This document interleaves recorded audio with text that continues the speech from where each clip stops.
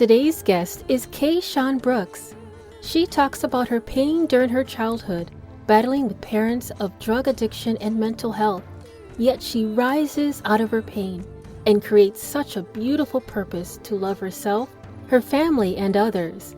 She is also writing her own book about her experience in starting a nonprofit organization. Please give a warm welcome to Ever Blessed, Kayshaun Brooks. Hi, Hello there. How are you, Kayshaun? I'm good. How are you? Pretty good, pretty good. Thank you for asking.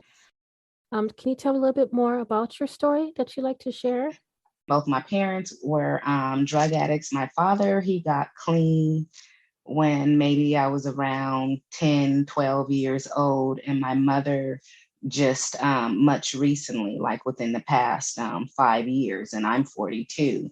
And so, I had to grow up in that whole drug addicted lifestyle, being around other drug addicts, the drug dealers, watching the transactions, watching, my mom sell her body right in front of me, as a child. A child shouldn't have to watch things, the different abuse that I went through sexually, assaulted, the physical abuse that I went through, some things that I have learned is that my mother has different, she has some mental health diagnoses. So when I learned that later on in my life, it made things a lot more clear of I wasn't just dealing with a drug addict. I was dealing with someone with mental health issues and who was a drug addict. And then even though when I did leave from out of her care as a teenager by choice, when I had the option to get out of that environment, I still wasn't free, from her. I still, was in that lifestyle because a lot of my family chose not to have anything to do with her, and I was the only child. So then, I still had to be in that life, trying to protect her or making sure she eats or her bills are paid for so she's not homeless. And then, I ended up not being the only child. She had my younger sister when I was 15. And it was like, oh my gosh, now I have to protect her from what I went through. I didn't want her to repeat the same cycle. And for the first several years of her life, she was shielded from that. But then when she became of age, and you kind of know, when your parents are drug addicts and stuff, they really don't care what you do. So, my sister went back into that lifestyle because she got more freedom to do what she wanted to do compared to being under the guidance of my grandmother and my aunts, where they were more strict, where you have a curfew and, any and everybody and their mama can't come over and you can't just do what you want to do. But when you have a parent like that, you get to leave and come as much as you want, you get to have whoever, so she was wilding out, but then still was in the midst of, you know, um, in that lifestyle, which led me into, knowing that she would be in that surrounding. It made me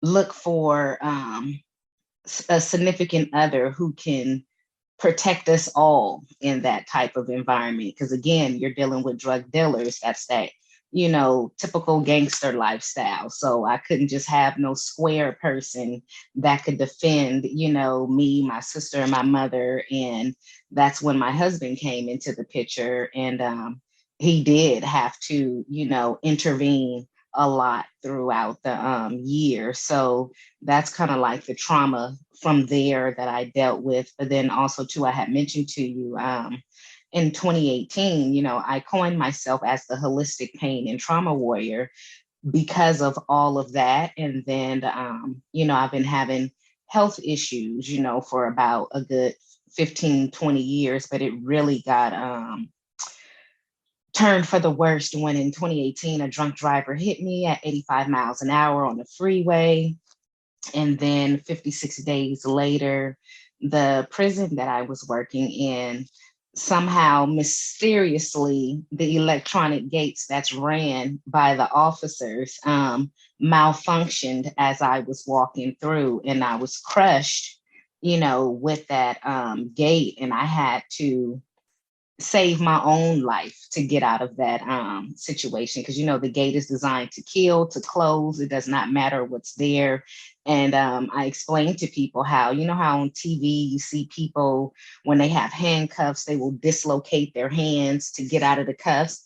That's kind of like what I had to do to my back to get out of that gate, as it was crushing me. Even as I was pulling myself out, it was still crushing, because it was still closing. So just the trauma from dealing with that, of being in therapy for over 4 years and losing my, I worked in the medical field for 20 years, and I can no longer do that because I'm not physically able to. But, it all transitioned, into me having my own skincare company, teaching people about holistic health, because that's something I've been practicing for 20 years, and, just growing more on the business side. So it's kind of a little bit of a wide range, but, when you're dealing with pain as well, especially a pain that others can't see, it causes a lot of depression, anxiety, because people think you're lying, ranging from the doctors to your spouse, your parents, your family, the kids, whoever, when they can't see what you're going through, people think that you're over exaggerating when you're dealing with extreme amount of pain, and that causes a lot of trauma, mentally, emotionally. Yeah, that's oh my gosh, that's an amazing story. I was trying not to cry. I had this some full moments. I was like, oh my gosh. Oh my Yeah, gosh. Oh, yeah, thank it's you a for lot. sharing. Yeah. Yeah, yeah. Yeah. It's so interesting how I can relate. Like I was the only child, and to this day I'm still the only child from my mother's side. But yeah, it's like a lot of the things that you hit on is this, it literally was like points in my life, like, oh my God, yeah, wow, you too. Like, oh my God, you Hmm. too. Yes, yes. um, but the thought of just like fighting for your life and all these obstacles and the car accident and the gate, just oh my gosh.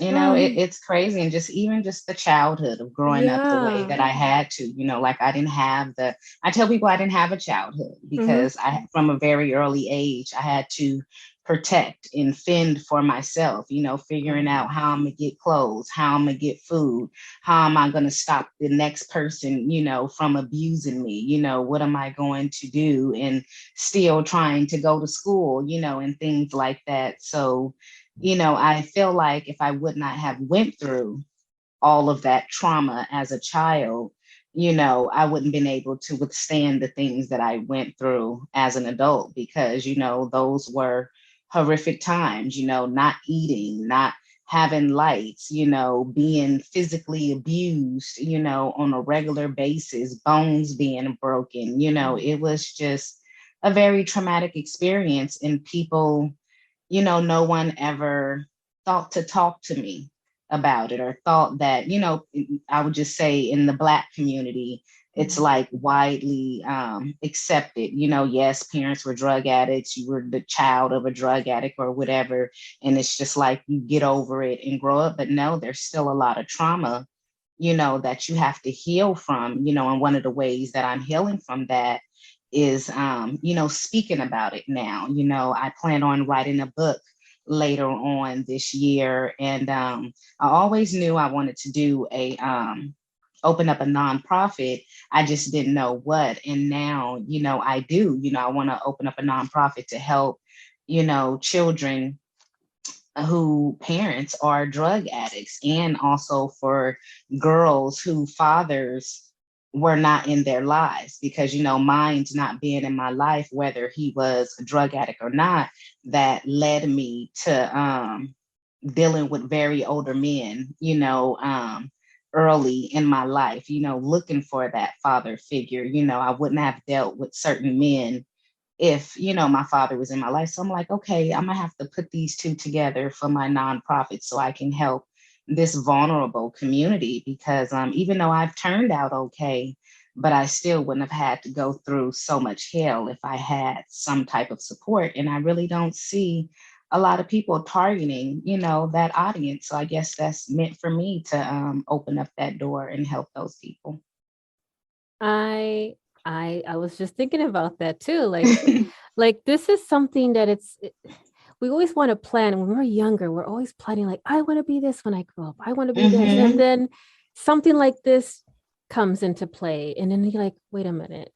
Why am I veering off onto this whole, like, you have your little diary and you got your little drawings of I'm going to be a doctor and I'm going to be a lawyer and I'm going to do this and I'm Hmm. going to be the president of the United States. Us girls were like me. I wanted to be a backup singer and dancer for Prince, but that never happened. So the thing is like our life, we have so just a little bit of control, but when we're younger we don't have any control at all. Right. And you're taking charge of that now, and it's like it comes full circle. Even though it's a bittersweet journey, you are a powerful, strong, beautiful woman of color who's got this drive and this passion to be anything and everything, and to come down and actually like have a mission and have a goal to help other people.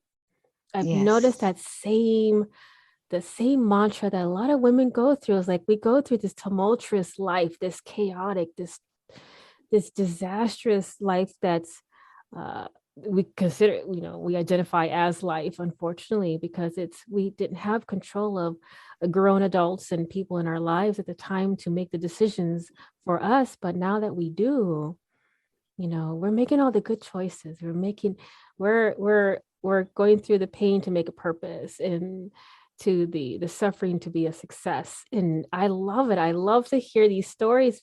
I guess one of the questions I kind of brought to my mind is that do you have a business plan or a portfolio set in mind? Because you said you were interested in starting a nonprofit. Have you spoken to people around in your community to kind of like get some ideas and some thoughts on who would be sponsors or who would be involved in some way to get this business started? Not just yet, because I do have my own skincare company that I'm running right now, plus an affiliate program. And so I've been focusing more on that. And it was just a couple of months ago where I just really narrowed in on, okay, this is what I want my nonprofit to focus on. But I am in partnerships with several people who have their own nonprofits. So they're just basically, waiting on me to give them the green light to say, okay, here are all the tools that you need, so they'll be able to help guide me. But I haven't yet to reach out, to my immediate surrounding community to get some type of resources or sponsors or anything like that. But I will be. I will be. Yeah, and I'm excited just to hear this because also you said you're wanting to start creating a book and The name of the book, I even have it titled already. oh, It's okay. it's The Path of the Dope Fiend's Child. That's my first book. Okay, okay. So, because a lot of people have been, they've been watching me like a movie, and people always say I'm inspirational and, all of these motivating things. And a lot of people have always wondered what happened. They knew some horrific Mm. stuff, but I never went into any details about what happened. I just would overcome, the obstacle. And so people are, amazed that, I didn't become a statistic, even though I had my son at 20, my first child, but I wasn't that typical teenage mom. I graduated from high school. I was a vocalist, a dancer, went into the medical field for 20 years, was a nurse for 10. So it was like, how did you get from that dark space and still make it, into the light that you did? Kind of like people now are asking, how, you worked in the medical field for 20 years and then you get hit by this drunk driver and crushed by this gate and then have to find a whole new way of living.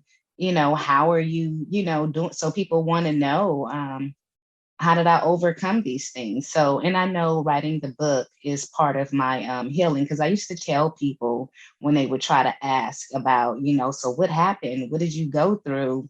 I would tell them, look, everything that I had to do to survive, I didn't put that in a rocket, shot it up to space, and it got sucked in a wormhole. That was the only way that I can deal with what happened, was not focus on it. But that's not healthy, And so now I got to pull that rocket ship out of that wormhole, bring it back down to earth, and kind of like reopen those wounds so that I can heal correctly and assist others in healing, because I know I'm not the last one to go through that type of life, and for people to know that you don't have to become a statistic. You don't have to become an early parent or become the next drug addict in your family, that you can overcome. You don't have to be homeless. You can get out of that lifestyle, because it's almost like, you almost feel helpless,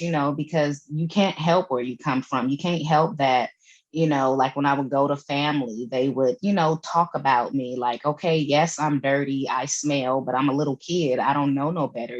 Bring me in and clean me up, fix me. Don't physically abuse me, and then clean me up and talk about me or ostracize me. And, basically I became the black sheep of the family, which that's my book after The Dope Fiend's Child, which is from what is it? I think I titled it The Dope Fiend's Child to the Black Sheep of the Family, because it was like, okay, when my dad got clean and he finally accepted me in his life, because I used to beg him to save me out of that environment, because he wasn't as bad, as my mom. He was a functional drug addict. I didn't even really know he was a drug addict at that time. But my mom, it was like what you see on New Jack City. That's how bad it was with her. But I used to beg him, but he wouldn't. But then when he did, it was kind of like, now that I had at least one parent showing me some type of affection and attention, it was like all my family members was like, they ostracized me. It was like, damn, if I wasn't the dirty dope fiend's child, everyone was cool with that. But now that someone is paying attention to me, and I'm starting to look a little bit better and treat it treat it better, it was like, oh, she's spoiled. She thinks she's all of that. And no one wanted to have anything to do. And it's like, wow, I can't believe this. Now when things are starting to turn for the positive, now I'm being ostracized by the family. But it was all a part of my journey. The reason why I was asking about you doing your book is because I have a couple of people who were guests who are book editors and publishers, and they have been like Oh, okay. knocking down my door, like, okay, you said you were interested in doing something next year, which is 2022, Jasmine. You said you're talking about a book, and I'm like, yeah. I'll get to it. I get to it. I don't want to just be like one of the other people, millions of people who write books. They just write it and then, oh, I'm a published author, just because it's so much blockage and so much trauma that's coming out. I want it to make sense, because it's like just a lot of vague memories. So, I want someone to work with me so that they can look at the information or hear the information, that I'm saying, and help me make it make sense so that it's an actual enjoyable book to read. I don't want it to just be a bunch of words on paper and then I'm saying, read my book. No, I want it to be enjoyable, and then for them to see me triumph over those adversaries that I went through. All right. So, Kayshaun, if you had a moment where you were able to look back and get to talk to your younger version of yourself and ask 3 questions, what would you ask? I would ask my younger self, Are you truly happy with what the direction you're going in? And are you doing this for you or to make someone else happy? So that's two questions. And I think the third one, I would give myself some advice, which would be not to overextend myself, as in, you know how you can't pour from an empty cup, to wait until your cup is overflowing and the overflow is in the saucer, and that's what you give from others, because the more you reach inside that cup, you deplete yourself. And what good is that if you're depleting yourself to satisfy others? Because then once you're empty and broke, all of those people are going to go away because they have nothing else to take from you, and then you have to claw yourself back, and refill your cup up again. And, and that's something that, I had to learn through personal experience, as in going through what I'm going through in 4 years of this gruesome, therapy that I've been in. So those would be the three things I would say. Wonderful, wonderful. And I do also want to hit on the subject of your business too, because you have is it called Better Butter? But if you Renew want Your to, Body Butters. yeah, yeah, I want to, I think I might be your new customer because I Yes, really been yes. looking for like something but I would love to ask questions in regards to how it started. A whole story behind that too. Oh yeah, tell me, please. Please, Yeah, please tell okay. me. So, my youngest son, oh, first I wanted to tell you, your group Zion, one of my son's name is Zion. So I really relate to that name. But Oh, I cool. have eczema myself and other skin issues, but my youngest son was diagnosed with eczema when he was about 2 months old. It was very aggressive, where he had multiple forms of eczema at once. And so, me being working in the medical field at that time, I'm listening to, what the doctors are saying, and all they could do was give him steroids and sleeping medications, but he was still shredding his skin, blood infections. And I'm just like, my poor baby, it's been years. What am I going to do? And I didn't want him to experience, the trauma that I went through, growing up, having these, scars on your skin or these dry patches looking like alligator skin and everything. I didn't, because it's a psychological damage that happens when you deal with that, because people aren't nice, as you're growing up, or just the looks. But seeing that Western medicine was not working for him, and I was already into the holistic field, I was like, let me start, let me try to make something for him. So I knew about cocoa butter and shea butter, but that wasn't enough. So I was trying different ingredients, different mixtures, researching about different things in different cultures, different continents. And it took me about 3 years, to formulate my body butter. But I noticed that it is still, because it was so aggressive, I needed to attack it even more, where I had to learn about things holistically. What is he eating? What is he drinking? What are we washing the clothes in? What's in the environment? It's a totality of everything that I had to look into that. So I made products for about 10 years, just for myself and my family, and, and friends and coworkers. And in 2018, one of my friends I grew up with, she was opening up a store, like a little boutique.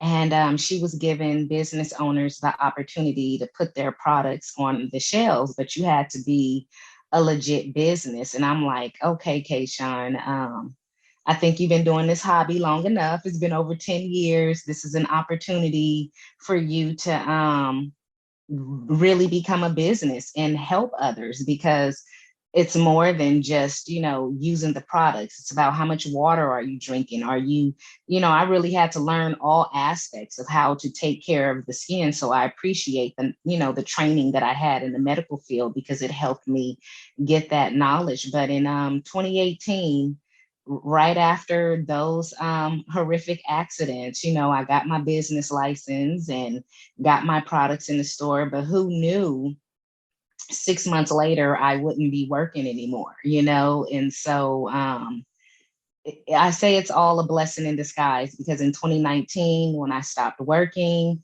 I kind of lost my mind a little bit because it was like the medical field was all that I have known. And to know I wouldn't physically be able to do that anymore, it was just like, okay, God, what am I going to do? All I have is this body butter, because that was I think the only product I had at that time.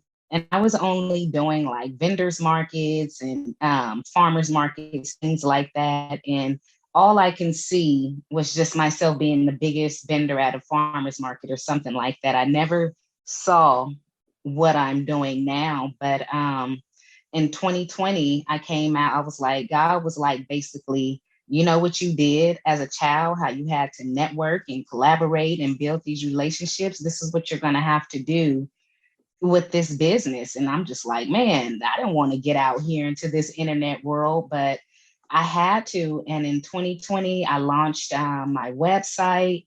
And within 3 months, someone reached out to me and was like, hey, I like your products, your mission of your business. Can I be your affiliate? And I'm like, I don't even know what an affiliate is. And I had to go to one of my close friends, a mentor, and she was like, Kayshaun, do you understand you can be the next, holistic Mary Kay or Avon or something like that? And I'm like, really? Like, oh my gosh. And this last month marked 2 years of my affiliate program, and I have 49 men and women working for me, promoting my brand and products and services, and one celebrity brand ambassador who's all about promoting the brand, and making money, of course. And now I'm teaching other entrepreneurs and nonprofits to start, grow, and scale their own affiliate programs. So it's like if those accidents wouldn't have happened, if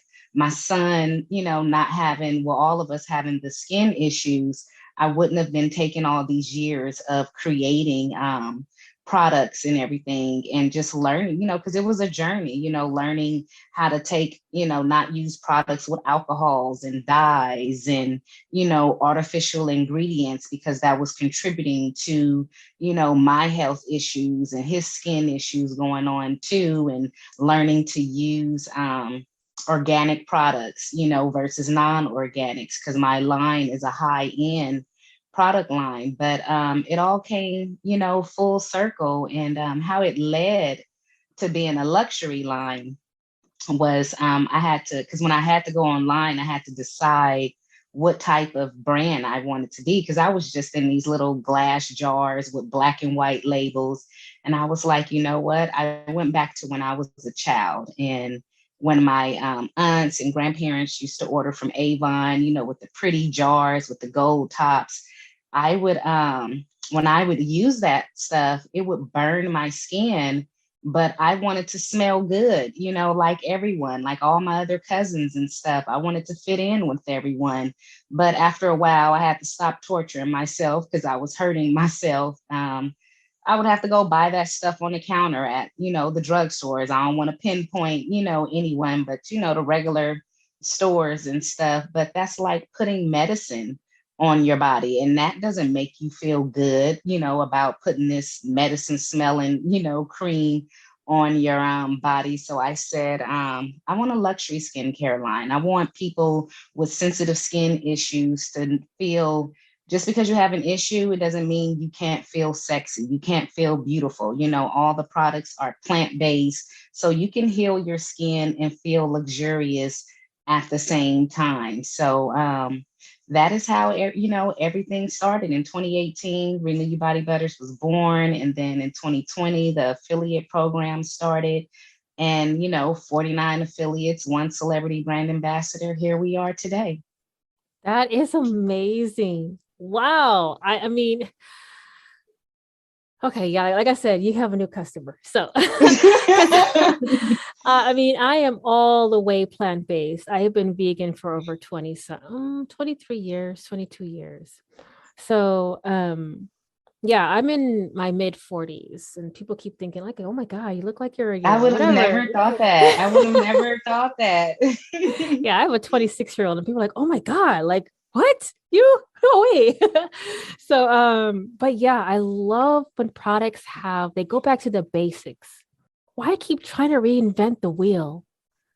Hmm. Mother Nature has already provided us all the Right. ingredients. Like, why do you keep like, well, I'm just gonna add that in there, a little chemical, and I'm gonna put a couple of, Right. some dye that was made in a factory because to make it look pretty. No, Right. no, that Yes, stuff is irritants. That stuff it is like is. it has alcohol based. It dries your skin. It flares it up even more. And when you're talking about babies' skin, that's like the most sensitive, like Right. dermis of human skin that you could possibly imagine. And then you're just gonna slap on with all this perfumes and Dyes and all that stuff, you know. And yeah. even when I used to suffer from fibroids, I don't anymore because it took me 10 years, but just learning through different alternative and holistic ways, I was able to shrink my fibroids naturally. But learning about the chemicals of what's in your skincare products that feeds,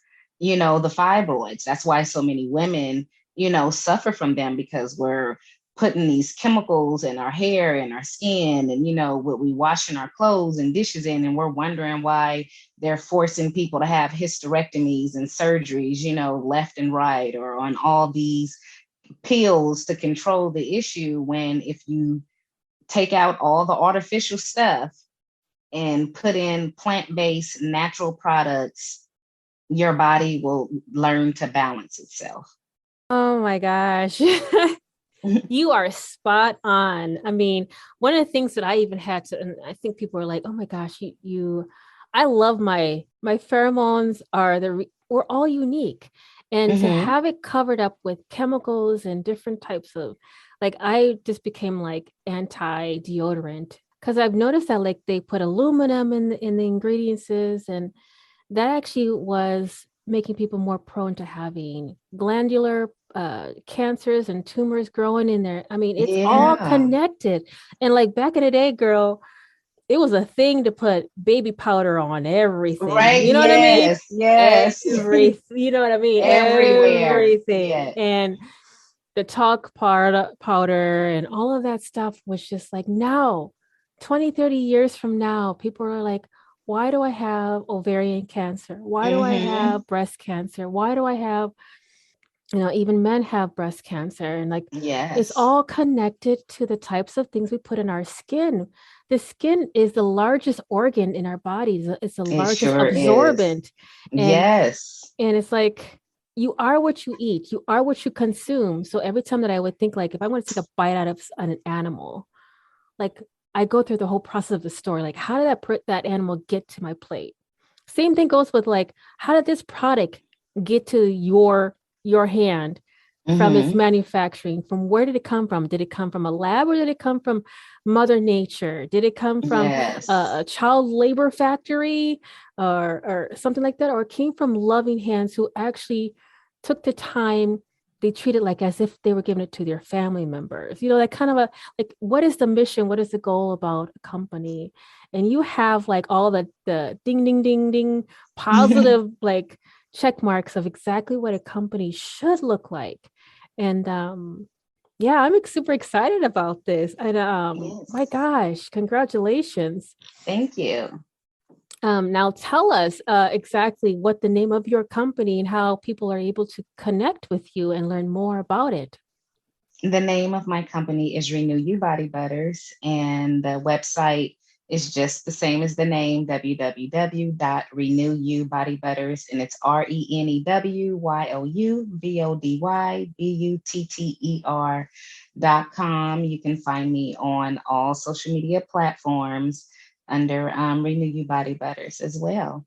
And my DMs are always open, for any questions that you may have. And a tip that I like to always give to others, especially because I'm not always about pushing my products, because I had to learn about how to really nurture and treat the skin. But so just as much as drinking water is very important eternally, it's the same thing with severe dry skin. You need that water externally. You can't jump in a bath or to shower in 5 or 10 minutes and think that that's enough hydration for your skin. It's not. You have to give your skin enough time to absorb that water so that that moisture can get in, and make sure that the water is not too hot. I'm guilty of it being hot just because I'm dealing with chronic pain. So the hot water, helps release, the muscle tensions and everything, but I got to turn the water down, so I'm not stripping all the oils out, but make sure the water is not too hot. And when you get out, after 15, 20 minutes of letting your body absorb the water, do not dry all the water off your skin. Leave a light film of water. So when you come with that thick cream or with that oil, you're locking in that moisture with the cream or the oil. So then your skin is more hydrated and moisturized. And then you won't need as much products, because you're doing the natural things, which is letting your skin absorb the water and making sure you're drinking the water that you need. So that's a little tip. Yeah, I'm glad I'm on mute because I'm like laughing over here, like, oh my gosh, that's me. I put my heat, the water is like boiling temperature, and I sit there like I'm sitting in a big pot of soup, just ready to. But it feels so good. It feels so good. And then but the thing is that you come out of it and you're like, I must have did some damage because I can see like some type of film coming, like the skin, like the dead skin is like coming off, like, all right, that wasn't there when why do I look dry? Why? Like I could start a fire if I rub my legs together too quickly. You know what I mean? Like, right. I don't want that to happen. No house fires, please. Okay, no house fires. Yes. And then you take the towel and just dry off all the water, and now your skin's really dehydrated.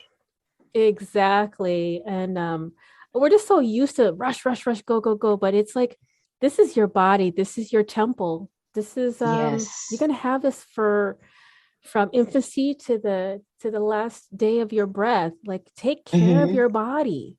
Yes. Take care of what goes in and goes out, and we're just so caught in like quick, 5 second, relief, and take this pill, Well, spray everything this on. microwave, right? Yeah, spray this on your skin and you'll look like you're 30 years younger. Like, no, it's a process. It's like hydrate, hydrate, hydrate, inside and out. And I love it. Thank you for that tip, because I'm guilty. That's for sure. That is so for sure. Thank you so much again for all of that. It's been an honor to speak with you, Kayshaun. Oh my gosh. You're welcome. I am so excited to even get you on here, because it's like, I know you don't even need my help, but girl, it's good to see that, because people are like, well, how do they even get to that point? Where do they come from? Like, what got them that determination, that drive? And it's like, even the ones who were supposed to be like the statistics, or the ones who are like throwaways, like me. I was a throwaway. My mother, I was sexually and physically and emotionally abused, and my mother signed her parental rights over to the state, so I became a foster child at the age of 12. Wow. So I was a throwaway to the system. So I was into violence, into gangs, into drugs, and all this, and running away and getting involved in petty things, but just like, I was angry at the world, and I was like, F this and F that. And that's just how I didn't care. I was ruthless. Right. I didn't care. But like, people don't see that side of you and say, well, you must have had it really good. And on top of that, oh, you're the only child. Oh, you're spoiled. No. Right. No. Far from that. And people are like, they're blown away, like, wow, that was you. And you're like, you're so well kept together. And I'm like, well, it took a process. Yes. I use a lot of duct tape, but I'm still in one piece. And it's like, it's still, even though everything looks good and shiny and perfect on the outside, but we're all on a different levels of healing process and a healing journey. So to hear yours and to like, oh my gosh, I love to hear from the darkest to the light of their path, like the determination, the goals, the mission, the drive. I love it. Thank you so much for sharing that. You're welcome. I love having conversations with people like this. It's just, I get so jazzed up and energized. And I know that if I have the energy with you, there's going to be a lot of lives touched. And it's going to be the perfect time for them to hear you and your story. Yes, It's all worth it. That's all I know. it It's all is. worth it. It So, is. so All well, have a righty. wonderful weekend, Kayshaun. You It's been an too. honor. It was an honor to meet you too, Jasmine. Thank you so much. Oh, you're very welcome. All right. I'll talk to you soon. All right. Talk to you later. Bye. Bye. Thank you for listening to Noise Palooza Zion podcast. And if you enjoy listening to my podcast, please don't hesitate to give me a 5-star rating on Apple or Spotify. Also wanted to give a shout out and thank you so much to all my guests, past, present, and future. And stay tuned for the next upcoming episode on Fridays.